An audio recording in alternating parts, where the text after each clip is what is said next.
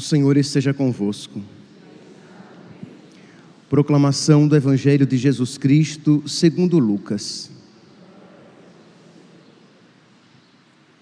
Já era mais ou menos meio-dia e uma escuridão cobriu toda a terra até às 3 horas da tarde, pois o sol parou de brilhar.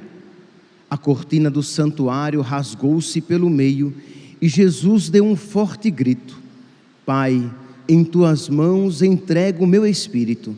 Dizendo isso, expirou. Havia um homem bom e justo, chamado José, membro do conselho.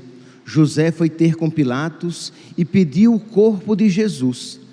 Desceu o corpo da cruz, enrolou-o num lençol e o colocou num túmulo escavado na rocha, onde ninguém ainda tinha sido sepultado. Palavra da salvação.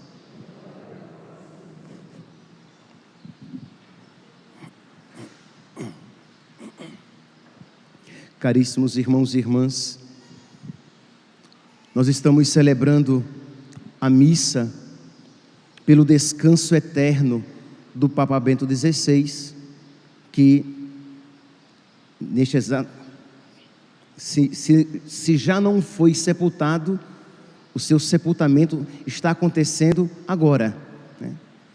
Então, está sendo sepultado o nosso querido Papa, e nós queremos por ele rezar pelo seu descanso eterno e fazer então dessa uma ocasião para uma reflexão sobre a morte. Santo Afonso de Ligório, naquele livro As Glórias de Maria, ele diz que 3 motivos tornam amarga a morte. 3 motivos fazem com que nós temamos a morte. O primeiro, por ele citado, é o apego às coisas da terra. Então a pessoa não quer deixar a terra, este mundo, porque de alguma maneira está ele apegado às coisas ou pessoas aqui na terra. O segundo motivo é o remorso pelos pecados. Você reconhece os seus pecados. Isso faz com que você tema o juízo. O terceiro é a incerteza da salvação. Se você então duvida de que você encontrará misericórdia em Deus, ou de que os seus pecados, ou que você não se arrependeu dos seus pecados, ou que você está morrendo em pecado grave, em pecado mortal, então isso faz com que você tema o juízo, você esteja incerto da sua salvação. Pois bem, essas realidades, elas estão presentes em muitas pessoas, em maior ou menor grau. Não é que todos que morrem têm esses sentimentos, mas em muitas pessoas, em maior ou menor grau, isso está presente. Pois bem, quando o Papa Bento XVI tinha 88 anos, ele morreu agora com 95. Então, quando ele tinha 88 anos, ele concedeu uma entrevista a Peter Sivald e que lhe fez essa pergunta: se ele temia a morte, que afinal de contas ele tinha 88 anos, então não é que a morte estava tão distante. E é interessante, meus santos, a resposta humilde deste velho Papa.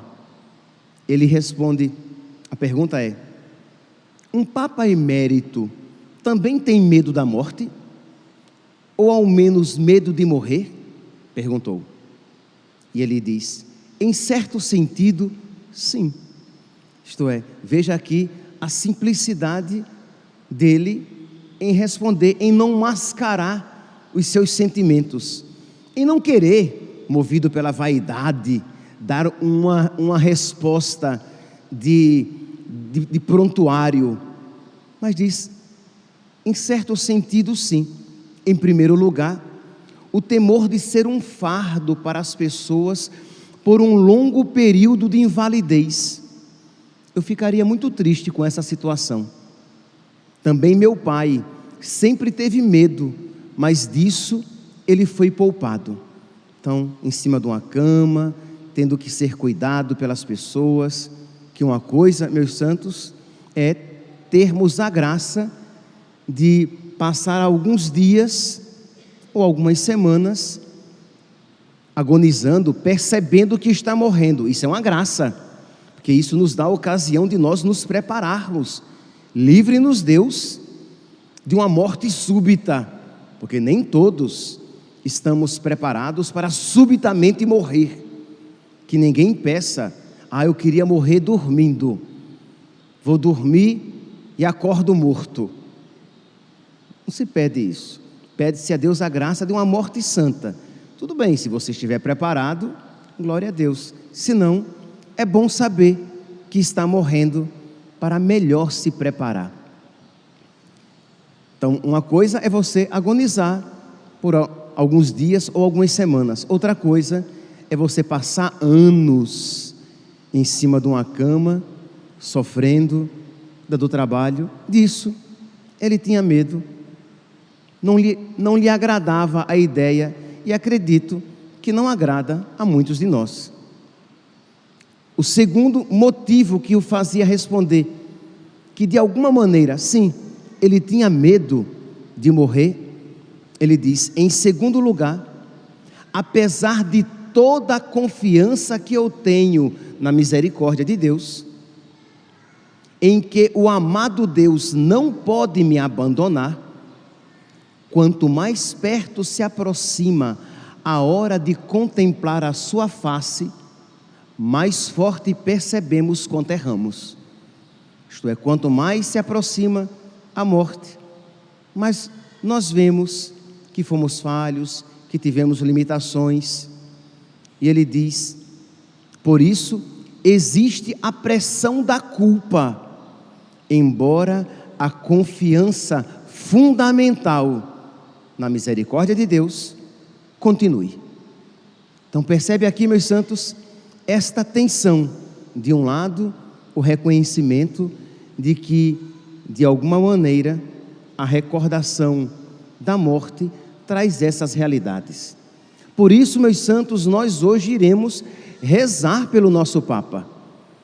Existe um costume que começou a existir, um costume muito triste de a pessoa morre, nós já imediatamente a colocamos no céu, já está no céu junto de Deus. Que essa seja a nossa esperança, tudo bem, mas que isso faça com que nós não rezemos mais pela pessoa, seria um dano, seria um mal. Então hoje, desde o dia do seu falecimento, hoje de uma maneira especial, e sempre que tivermos ocasião, nós iremos rezar, verdadeiramente rezar pelo nosso Pai, porque um Papa é sempre um pai na fé, alguém que nos gerou para Deus, alguém que nos fez crescer na fé, e sem sombra de dúvidas o Papa Bento XVI, o Papa Emérito Bento XVI, representa tudo isso de uma maneira grandiosa. Então iremos rezar por ele. Aqueles que ainda não alcançaram a indulgência plenária por ocasião da oração do Te Deum, no último dia do ano que nós rezamos, ainda há tempo de por ele oferecer pelo seu descanso eterno, e desse modo nos unirmos a todos os nossos irmãos cristãos católicos que rezam pelo descanso eterno do nosso queridíssimo Papa Emérito Bento XVI. Pois bem, mas eu gostaria também, nós estamos no tempo do Natal, e eu gostaria também de fazer uma reflexão a respeito desta realidade do Natal, a partir de escritos do Papa Bento XVI. Escritos estes, por causa dos quais ele foi perseguido. Por quê? Porque ele tinha uma fé clara. E hoje em dia, virou crime ter uma fé clara. Hoje em dia, virou crime, inclusive, infelizmente, dentro da igreja, ter uma fé sem dúvidas. Isto é, de você não duvidar minimamente a respeito daquilo que nos ensina a nossa fé, que Jesus Cristo é Deus, que Ele é o nosso único Salvador, que Ele deixou uma igreja neste mundo, fundando-a sobre Pedro, quando disse: Pedro, tu és pedra, e sobre esta pedra eu edificarei a minha igreja. A certeza a respeito dos sacramentos, sinais sensíveis, salvíficos, instituídos por Cristo e deixados na sua igreja.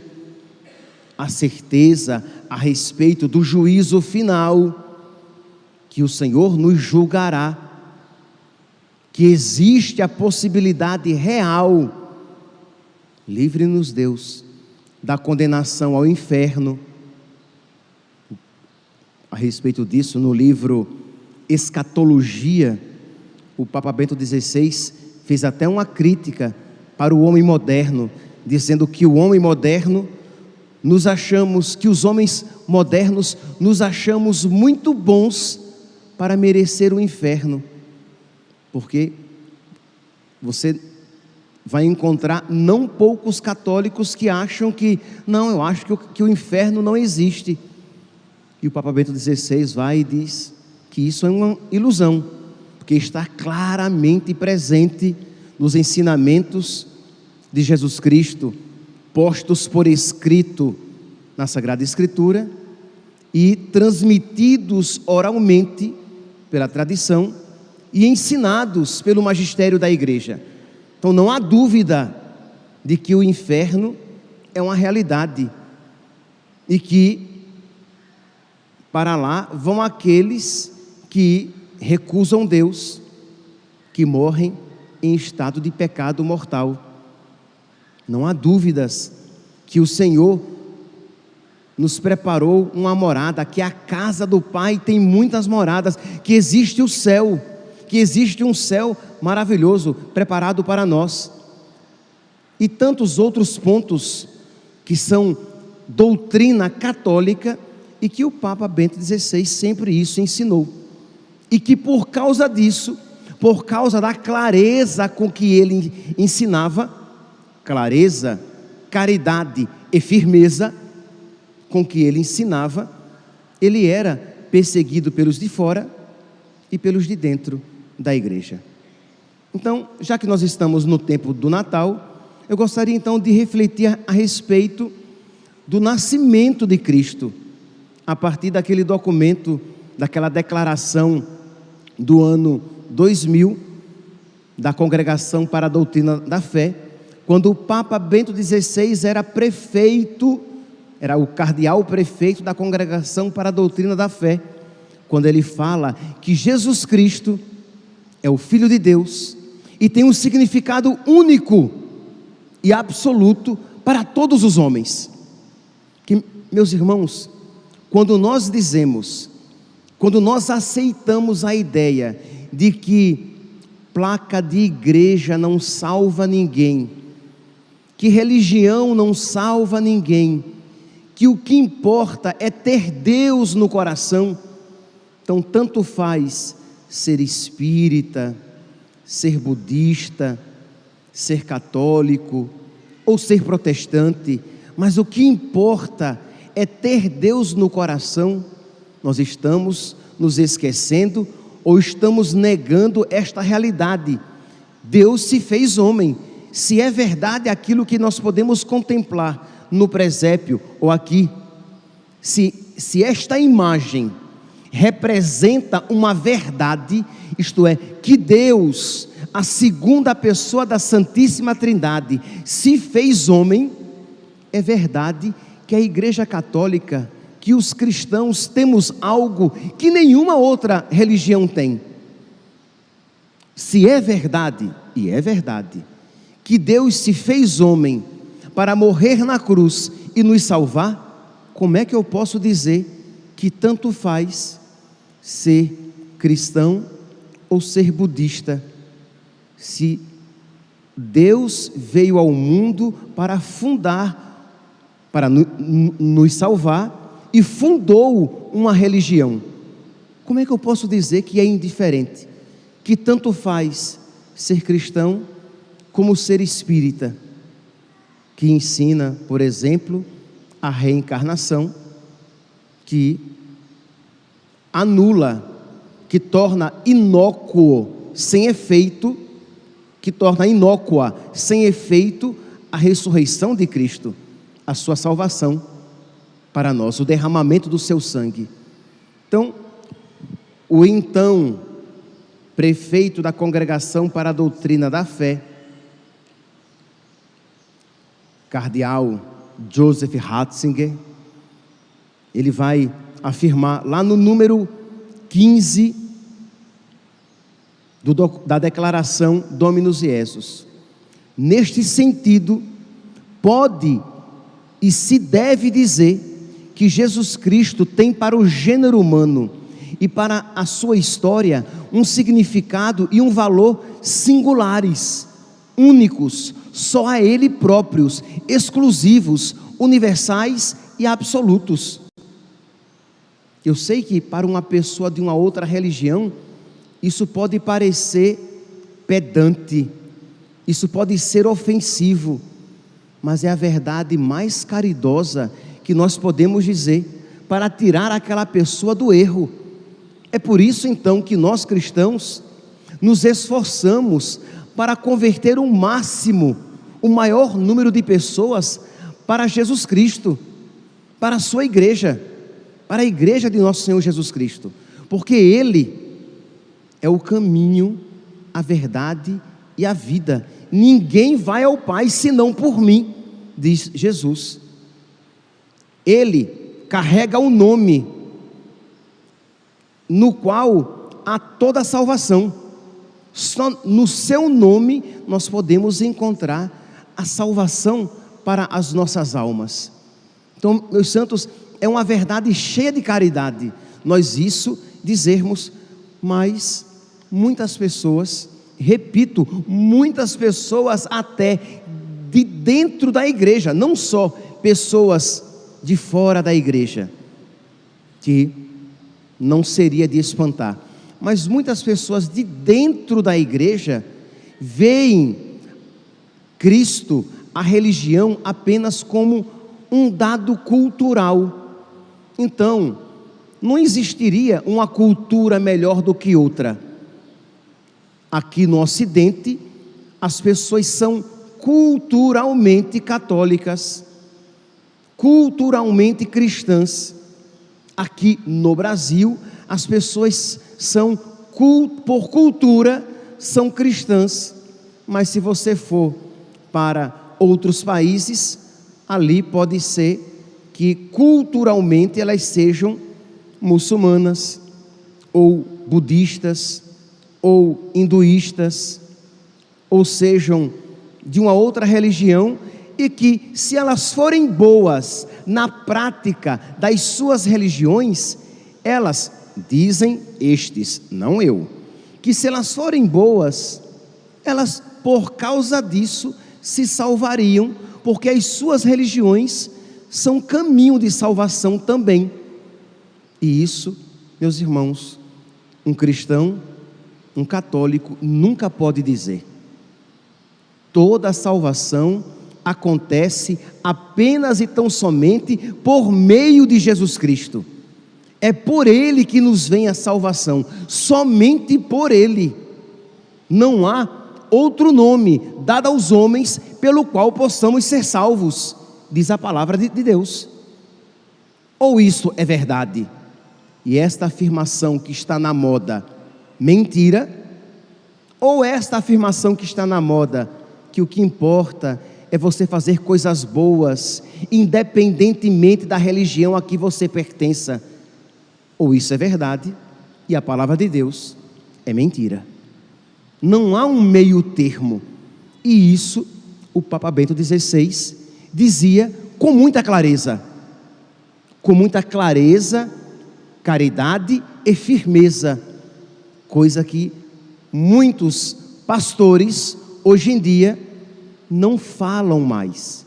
Que o problema não é só quando você fala coisas erradas, mas também, se não até principalmente, quando você deixa de falar as coisas certas. Pessoas que não falam mais, não tocam neste assunto, porque é um assunto delicado. E o valente Papa Bento XVI não tinha medo de tocar em pontos delicados, em trazer à tona assuntos que o mundo moderno gostaria de deixar abafado. Então ele, já como cardeal, continua: o Senhor Jesus é o fim da história humana, isto é a finalidade da história humana. Tudo foi feito por Ele e para Ele, e sem Ele nada foi feito de tudo que existe. Ninguém tem esta prerrogativa. Eu não posso dizer que tudo foi feito por Buda e para Buda. Eu não posso dizer que tudo foi feito por Maomé e para Maomé, porque são criaturas. Mas tudo foi feito por Cristo e para Cristo. E nada do que existe, e tudo que existe, foi feito para Ele. Santo Irineu, ele diz, padre da igreja, ele diz de uma maneira tão bonita, que o Pai, olhando para o Filho que haveria de se encarnar, criou todas as coisas. Isto é claro que Jesus Cristo se encarnou na plenitude dos tempos, mas Deus, pensando em Jesus Cristo, em Jesus que se encarnaria, Ele cria o homem. Então Ele é a finalidade de todas as coisas, Jesus, e isso muda toda a realidade. Então continua o então cardeal: o Senhor Jesus é o fim da história humana, o ponto para o qual tendem todos os desejos da história e da civilização, o centro da humanidade, a alegria de todos os corações, a plenitude de todas as aspirações. Ele é aquele a quem o Pai ressuscitou dos mortos, exaltou e colocou à sua direita, constituindo juiz dos vivos e dos mortos. Precisamente esta singularidade única de Cristo é que lhe confere um significado absoluto e universal, pelo qual, enquanto está na história, é o centro e o fim desta mesma história. Eu sou o Alfa e o Ômega, o primeiro e o último, o princípio e o fim. E é isso, meus santos, que nós vemos quando nós contemplamos o menino no presépio. Esta realidade pode parecer apenas uma imagem romântica, mas é uma realidade que muda todas as coisas, porque se Deus se fez homem, a religião católica tem algo de único para todas as religiões, para todos os homens. Todas as religiões precisam se converter ao verdadeiro Deus. Todos os homens precisam se converter ao verdadeiro Deus. E isso que eu estou dizendo, meus santos, é problemático em muitas faculdades católicas. Isto que deveria ser óbvio, que todas as religiões deveriam deixar de seguir os seus caminhos errados e seguir Jesus Cristo na sua única igreja. Isso que eu estou dizendo é negado tacitamente por muitos professores dito doutos, que parecem teólogos, que parecem conhecedores da verdade, mas pouco conhecedores da verdade cristã católica, que se Deus se fez homem, e Ele é o nosso único Salvador, Ele tem algo de absoluto e singular para todos nós, para todos os homens. Que nós então, meus santos, já que nós estamos rezando pelo nosso querido Papa Emérito Bento XVI, pelo seu repouso eterno, pelo seu descanso eterno, que nós também tenhamos a coragem de dar a Ele essa alegria, de viver esta fé que Ele tão claramente ensinou, de procurar com caridade e valentia ensinar essas coisas a todas as pessoas, de não termos vergonha da nossa fé e de propagar a nossa fé, de estudar a nossa fé para conhecê-la e com toda a caridade transmitir esta mesma verdade para todas as pessoas. Que nós então hoje tenhamos esses dois objetivos, que eu tenho certeza que alegrarão muito ao nosso querido Papa falecido: rezar pela sua alma como um gesto de caridade filial, e também colocar em prática os seus ensinamentos para a honra e glória de nosso Senhor Jesus Cristo e da sua única igreja, a Igreja Católica. Louvado seja nosso Senhor Jesus Cristo, para sempre seja louvado.